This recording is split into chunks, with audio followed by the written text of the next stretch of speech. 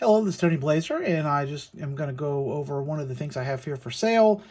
I, over the years, have collected all of the Honda Redbooks that I could find that were available.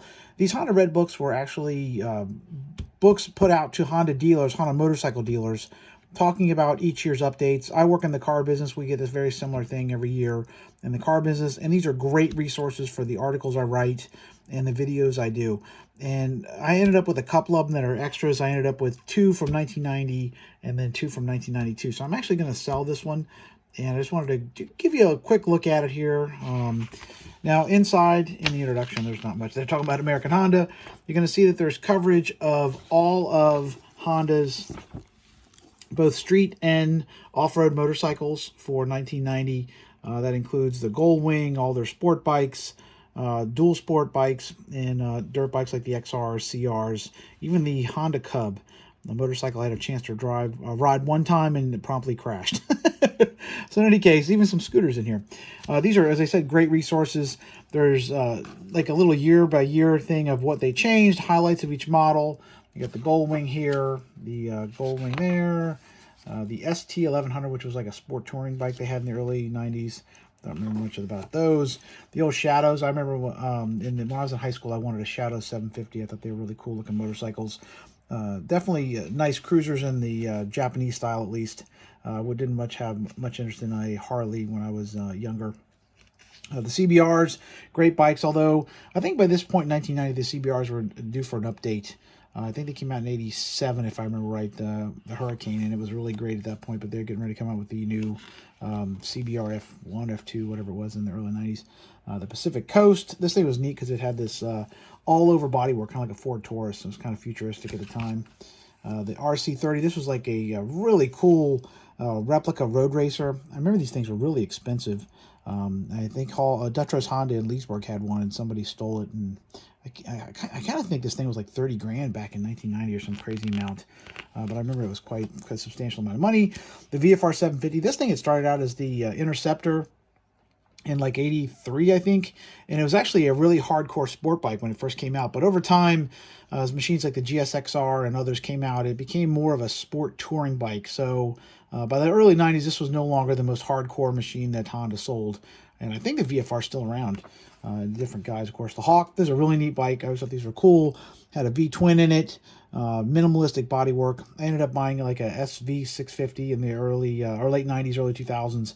Kind of a similar bike to this. Super fun little machine. I think these things are actually worth some money now if you have them. Transalp, this is a bike that I think was pretty popular in Europe, but never really kind of took off here in the U.S.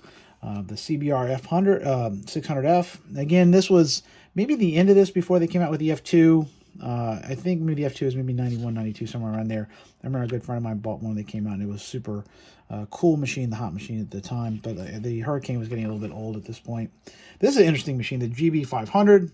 This is a bike that had an XR 500, like a downsized XR 600 motor. You see it's basically the same engine as what was in the XRs at the time.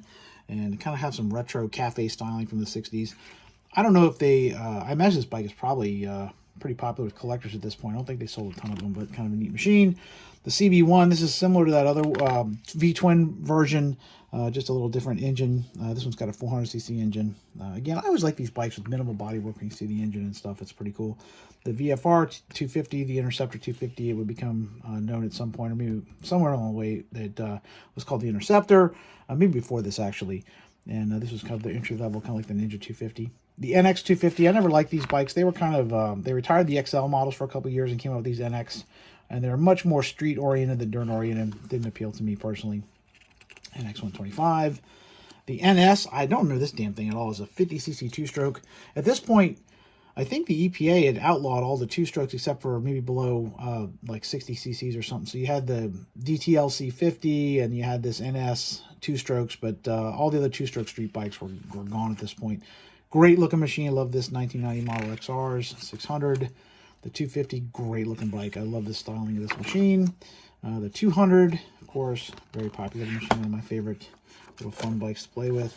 This one is the 100. Of course, the 80 pretty much covers all these smaller little mini bikes and what have you. Then we get into the CRs. I had every one of these bikes. I had a CR 500. I had the CR 250 and the 125 in 1990. I've actually had two of the 250s. I just restored one a couple years back. This 1990 CR, I love this machine. Had a lot of success on it back in the day. Great motor, handled really well. Absolute garbage forks, but that's pretty much Honda at the time. This is the 1990 CR80.